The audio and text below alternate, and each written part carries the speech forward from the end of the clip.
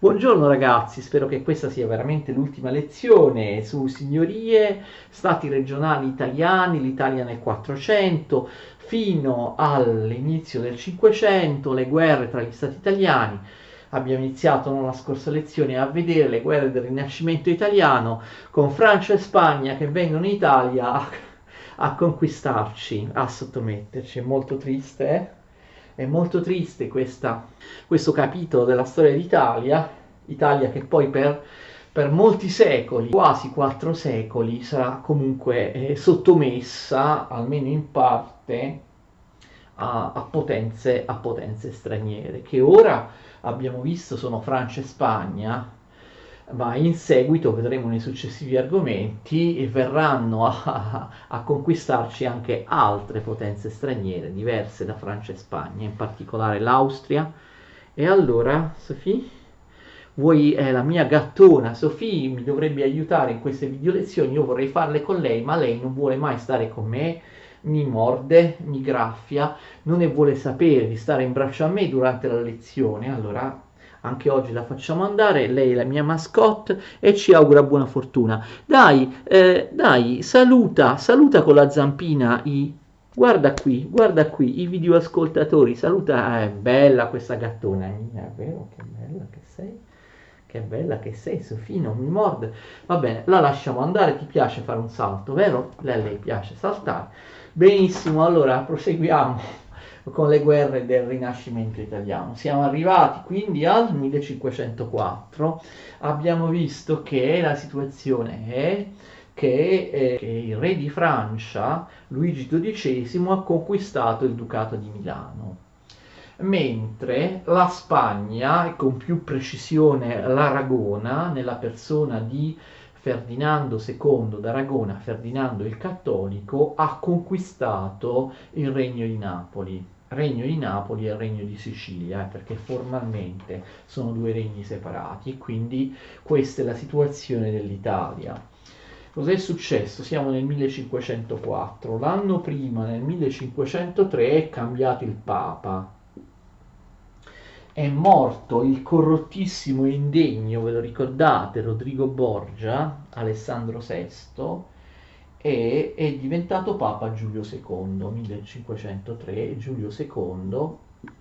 Lui si chiama Giuliano della Rovere, prende il nome come Papa di Giulio II, d'accordo? Giuliano della Rovere. Allora, Giuliano della Rovere 1503-1513 era meno vistosamente corrotto del predecessore Alessandro VI. Qual è la caratteristica di Giulio II? Giulio II è un papa guerriero. Lui amava fare la guerra e quindi faceva la guerra in prima persona. Non solo manovrò e fece molte guerre, come vedremo, ma proprio lui partecipava alla guerra, cioè si vestiva proprio con l'armatura sul cavallo e dirigeva personalmente i suoi soldati in guerra. Cioè, in questo non era molto diverso dagli altri principi italiani, così come le trame, gli omicidi del Papa precedente, Alessandro VI, non lo rendevano molto diverso dalla spregiudicatezza e dai metodi utilizzati dagli altri principi italiani. C'è tuttavia il particolare che a qualcuno, per esempio ai cattolici, potrebbe interessare, che Alessandro VI e Giulio II non erano soltanto dei principi territoriali, dei sovrani temporali come gli altri sovrani italiani, erano anche i vicari di Cristo, avrebbero dovuto avere una dimensione spirituale, una dimensione, un carisma spirituale che è proprio assente in un periodo in cui nessuno riusciva più a riformare la Chiesa, avevano tutti perso le speranze. Abbiamo visto la Chiesa una volta liberatasi anche, abbiamo visto un altro argomento del controllo da parte del Concilio, una volta liberatasi dal conciliarismo, la Chiesa del Papa Romano, sfarzoso, ricco, corrotto, non ebbe più limiti e quindi come abbiamo visto in un argomento precedente, il ruolo universalistico spirituale della Chiesa era ormai venuto meno. Il risultato poi sarà, dopo pochi anni, Lutero e la ribellione da parte dei protestanti, perché questi papi non sono papi degni della Chiesa cattolica.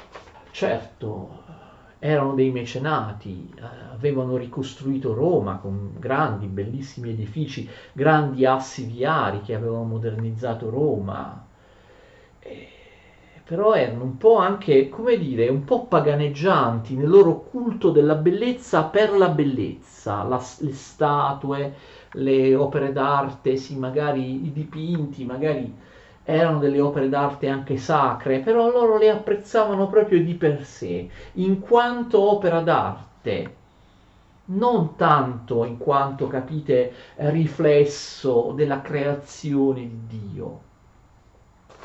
Giulio II, come il predecessore, l'abbiamo visto, Alessandro VI, e come un altro papa che forse ingiustamente non abbiamo nominato prima di loro, Sisto IV, erano tutti papi dell'umanesimo e del Rinascimento italiano, che chiamarono i grandi artisti per rifare Roma, per costruire per esempio la Cappella Sistina, no? Giulio II diede a Michelangelo l'incarico di realizzare la Cappella Sistina, tutte belle cose dal punto di vista della storia dell'arte, della cultura, però da un punto di vista del ruolo spirituale, questi papi lasciavano molto molto a desiderare, quindi Giulio II era un papa guerriero.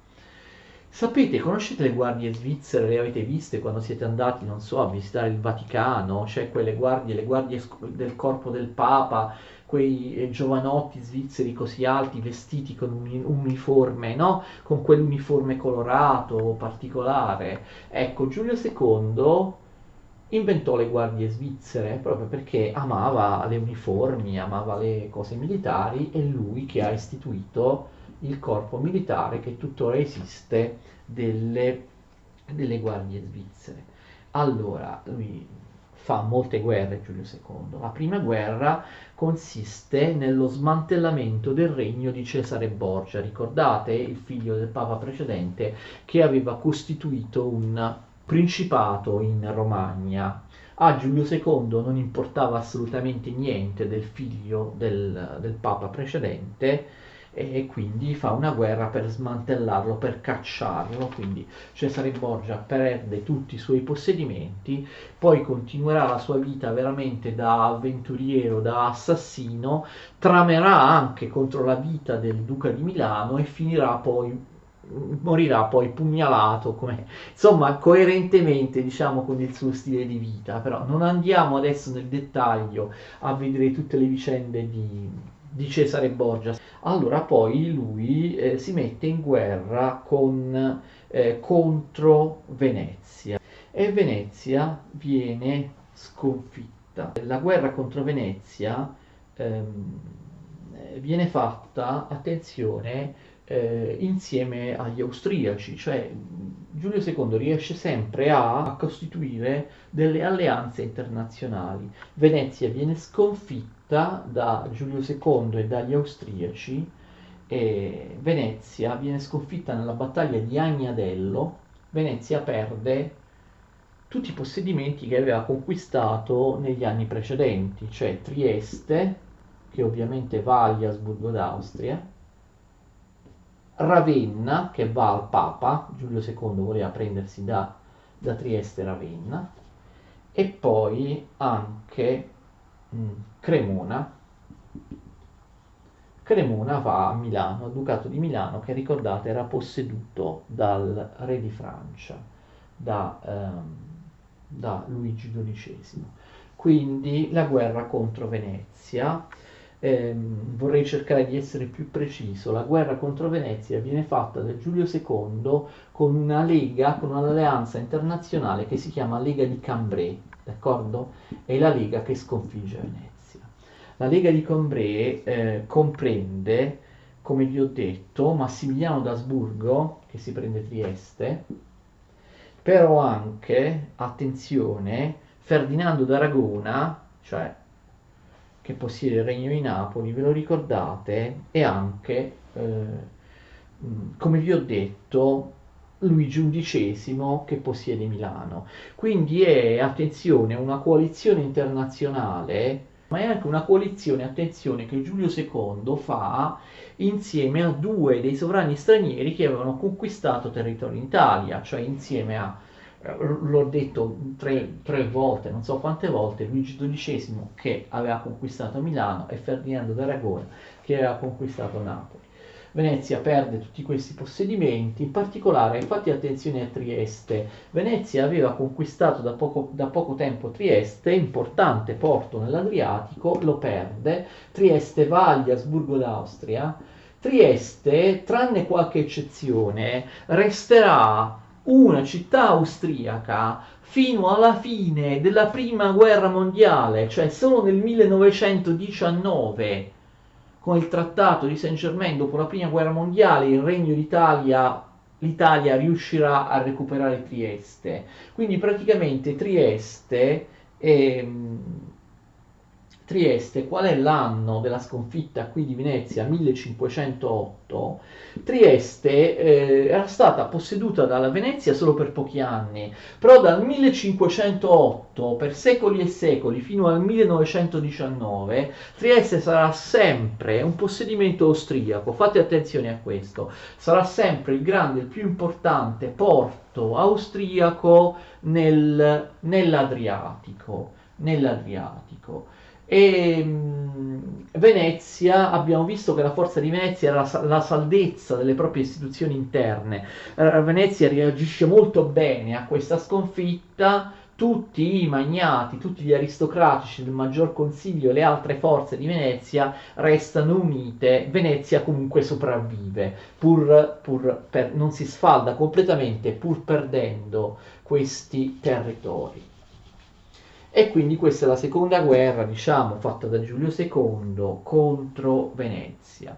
Giulio II alterna, cambia continuamente le alleanze. Dopo essersi alleato, l'abbiamo visto adesso, con Luigi XII, re di Francia che possedeva il Ducato di Milano per sconfiggere Venezia, fa l'esatto contrario, cioè inizia a pensare che la presenza del francese, del Regno di Francia nel Ducato di Milano sia pericolosa per lui o per l'Italia e quindi fa una guerra questa volta contro Luigi XII, forma un'altra lega che si chiama Lega Santa, addirittura il Papa la chiamava Lega Santissima, d'accordo, nel 1510 contro Luigi XII e insieme a Venezia. Quindi capite, in precedenza aveva combattuto contro Venezia alleandosi con Luigi XII,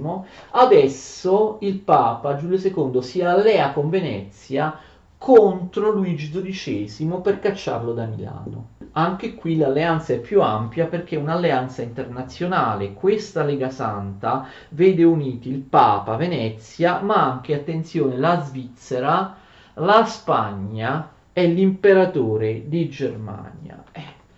E insomma, Giulio II vince tutte le guerre e quindi Luigi XII viene, attenzione, viene sconfitto a Ravenna nel 1512 e deve andare via da Milano. Quindi, d'accordo, Milano ritorna agli Sforza. Non so quante volte gli Sforza sono stati cacciati da Milano e poi ritornano, rioccupano Milano. Questo succederà anche dopo, in un successivo argomento di cui parleremo durante le guerre di Carlo V contro i sovrani francesi, appunto per la conquista del Ducato di Milano. Vedete, Giulio II vince tutte le guerre, adesso è riuscito pure a cacciare il re di Francia dall'Italia, vince tutte le guerre alternando in maniera spregiudicata le alleanze.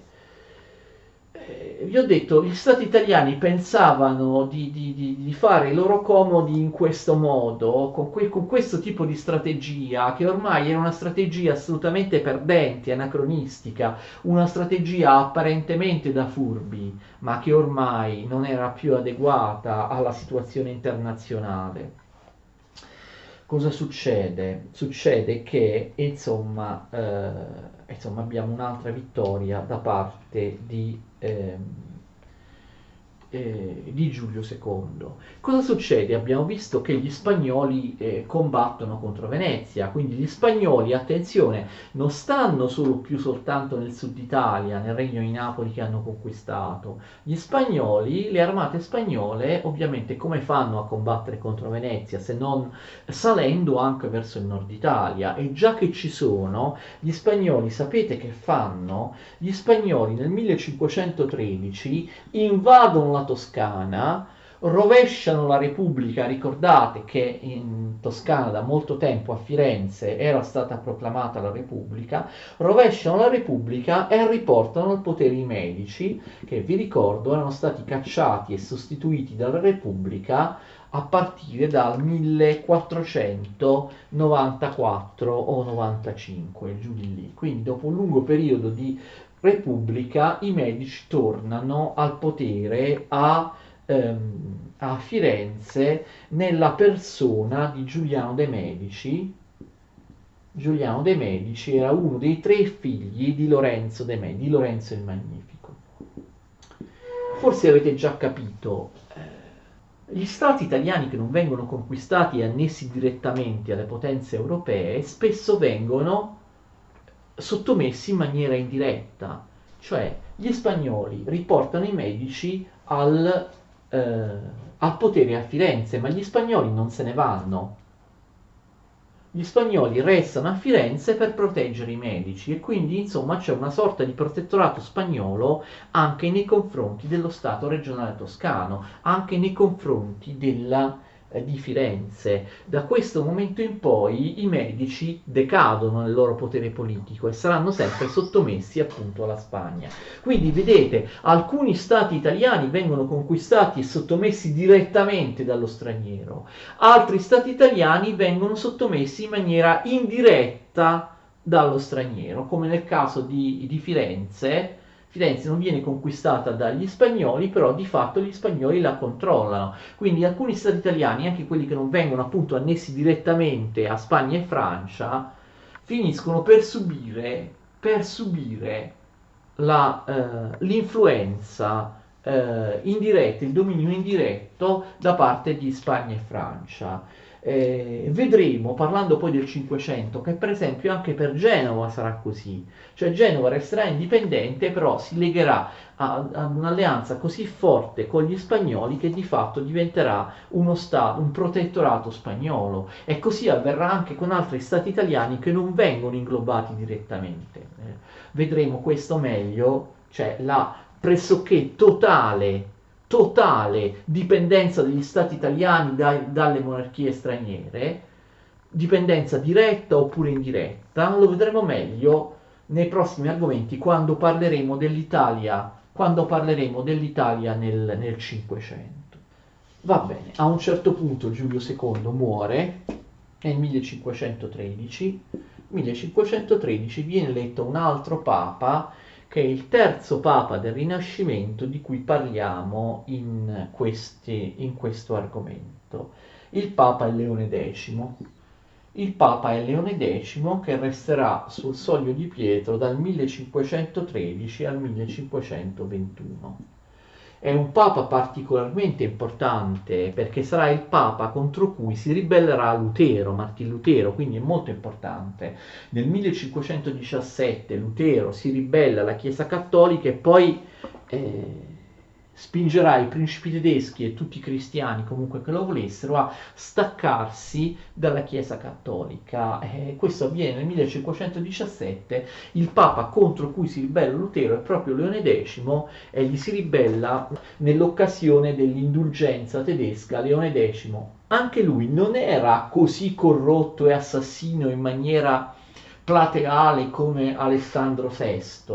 Leone X era uno che voleva soldi, cioè uno che qualunque cosa corrompeva, voleva soldi, quindi per ottenere soldi, per fare cosa poi? Per costruire la Basilica di San Pietro. Molti non sanno, anche quando vanno a visitare San Pietro, che la costruzione, cioè la costruzione della Basilica di San Pietro è i milioni che il cantiere di San Pietro divorava e furono proprio la causa diretta della ribellione di Martin Lutero, perché per avere questi soldi, Leone VII, lo vedremo poi parlando di Lutero, dovette fare un'indulgenza per prendere i soldi dei poveri contadini in Germania, facendo credere loro che se davano soldi, magari l'anima del caro estinto passava direttamente in paradiso, ciò che non è possibile secondo la dottrina delle indulgenze. Quindi pur di fare soldi, Leone X violava proprio la dottrina della sua stessa religione, perché le indulgenze venivano vendute per ottenere cose che non si potevano ottenere con le indulgenze. Quando i banditori delle indulgenze arrivarono in Germania, Martin Lutero si ribellò e quindi Leone X, appunto, era uno che voleva soldi, probabilmente faceva qualunque cosa per soldi. Lo pagavi e lui poteva, ti accordava qualunque cosa, d'accordo? Qualunque cosa. Abbiamo già detto che fece, ma ne parleremo anche in seguito, un concordato con la Chiesa francese, accettando, anche se proprio non ufficialmente, tutti no, i privilegi della Chiesa gallicana, della Chiesa autonoma francese, e dando ragione al re di Francia, cosa che nessuno dei papi precedenti aveva fatto. Ma lui, pagato dal re di Francia, era pure disposto a riconoscere l'autonomia della Chiesa francese, basta che lo paghi. Leone X faceva tutto, e Leone X veniva soprannominato gatto persiano perché camminava in maniera silenziosa, lui era enorme, era grossissimo, mangiava, si ingozzava come una bestia, cioè mangiava moltissimo, era infatti grassissimo, era grosso, era enorme e camminava in maniera lenta, silenziosa, come un gatto persiano. Questo era, diciamo così, Leone X. Comunque, viene eletto Leone X Papa, Leone X dal 1513 al 1521. Chi era Leone X? Leone X era uno della famiglia dei Medici, era Giovanni de' Medici, uno dei tre figli di Lorenzo il Magnifico. Giovanni de' Medici non era un uomo di fede, vedete chi diventa papa? Chi compra le elezioni. I Medici erano molto potenti, pagarono e il figlio di Lorenzo, che non aveva mai avuto una vita di fede, niente, il figlio di Lorenzo il Magnifico, uno dei tre figli, Giovanni de' Medici, diventa papa. Diventa papa perché? Perché diventa papa? Perché diventa papa all'interno di uno scambio, ovviamente, di uno scambio tra i vari stati italiani all'interno della diplomazia reciproca degli stati italiani. Firenze riesce a conquistare il Papa Giovanni de' Medici, figlio di Lorenzo il Magnifico. Che succede? Abbiamo un terzo, perché sono tre, il re di Francia, un terzo re di Francia che invade l'Italia. È proprio il re di Francia a favore del quale, come vi ho detto prima, Giovanni de' Medici firmò il concordato che in realtà favoriva del tutto la Francia. Francesco I di Valois, dopo Carlo VIII e Luigi XII, è il terzo re francese di questa storia che invade l'Italia. Anche qui viene invitato da una potenza italiana, da Venezia, per combattere contro Milano. Ok? Viene invitato da Venezia per combattere contro Milano. Quindi anche lui, Francesco I, esattamente come i suoi predecessori Carlo VIII e Luigi XII, vuole conquistare Milano. Alleato con Venezia, invade l'Italia su invito di Venezia e riesce a sconfiggere Milano. Il Ducato di Milano, gli Sforza, vengono sconfitti a Marignano Siamo nel 1515. Francesco I di Valois, re di Francia, sconfigge gli Sforza a Marignano, scusate, nella battaglia di Marignano, che oggi si chiama Melegnano, sapete, in Lombardia. Gli Sforza avevano fatto combattere i mercenari svizzeri e gli svizzeri erano considerati imbattibili, ve lo ricordate? Invece per la prima volta gli svizzeri vengono sconfitti. L'esercito di Francesco I è veramente potente e quindi per l'ennesima volta gli Sforza devono sloggiare da Milano. Francesco I occupa Milano, quindi la Francia 1515 riesce a conquistare nuovamente il Ducato di Milano. Noi ci fermiamo qui al 1515 con le guerre del Rinascimento italiano con gli stati italiani.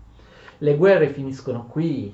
No, le guerre continueranno anche per quanto riguarda il Ducato di Milano, però continueranno con un altro protagonista, il grande imperatore Carlo V, e quindi continueremo a vedere cosa succede a Milano e agli altri stati italiani nel prosieguo del Cinquecento, nella prima metà del Cinquecento, in un altro argomento, ovviamente quello dedicato a Carlo V. I francesi riusciranno a tenere stabilmente Milano? No, perché Carlo V, lo vedremo, conquisterà Milano e lascerà Milano alla Spagna. Lui è contemporaneamente Carlo V sarà contemporaneamente imperatore di Germania e re di Spagna, ma sto anticipando un argomento che vedremo la prossima volta. Un'ultima cosa, gli svizzeri che erano imbattibili vengono sconfitti a Marignano, vengono sconfitti da Francesco I. Da quel momento in poi, pensate, gli svizzeri non combatteranno più, diventeranno quel paese neutrale che noi conosciamo. Dopo la sconfitta del 1515 gli svizzeri non combatteranno più, resteranno a casa loro, cercheranno di essere un paese neutrale, di non mettersi mai in mezzo nelle guerre europee e diventeranno quel paese delle mucche, degli orologi, delle mucche degli orologi a cucù e dei formaggi, cioè diventeranno la Svizzera che noi conosciamo. Abbiamo concluso e abbiamo visto nelle guerre del Rinascimento italiano come l'Italia, pezzi di Italia, iniziano a essere sottomessi alle potenze straniere. Da questo momento in poi, fino all'unità d'Italia, la storia d'Italia sarà una storia triste, sarà una storia di sottomissione nei confronti delle potenze straniere. Per quasi 4 secoli l'Italia continuerà a essere non solo un territorio che viene facilmente spartito dalle potenze straniere, ma anche un campo di battaglia, cioè un paese diviso in cui gli eserciti stranieri vengono per combattersi tra di loro. Sarà così nel 500, nel 600, nelle guerre del 700, sarà così con Napoleone, sarà così con il sistema della restaurazione degli stati italiani nel corso della restaurazione nell'Ottocento, e sarà così con le guerre di indipendenza e così via. L'Italia cede allo straniero e la sua storia sarà basata da ora su questo elemento fondamentale. Io ho terminato, credo, per questo ciclo di lezioni su signorie e stati regionali italiani a partire dal 300, a volte anche un po' prima del 300, con le signorie, molte delle quali si trasformano in stati regionali che si combattono tra loro, poi arrivano anche Francia e Spagna. Spero di essere stato chiaro in un argomento che ovviamente può sembrare piuttosto complesso, sia perché le guerre sono tante, ma anche perché gli stati italiani sono tanti. L'Italia non è un unico regno come altri paesi europei, è divisa in tanti stati e staterelli, a volte anche, capite, per per descrivere come si formano tutti questi stati e staterelli, la faccenda può diventare complessa. Spero di essere riuscito a chiarirvi le idee, a spiegarvi in maniera comprensibile questo ennesimo pezzo di storia. Continuate a seguirmi, continuate a guardare le mie video lezioni sul mio canale Tolandus Redivivus. Arrivederci, a presto.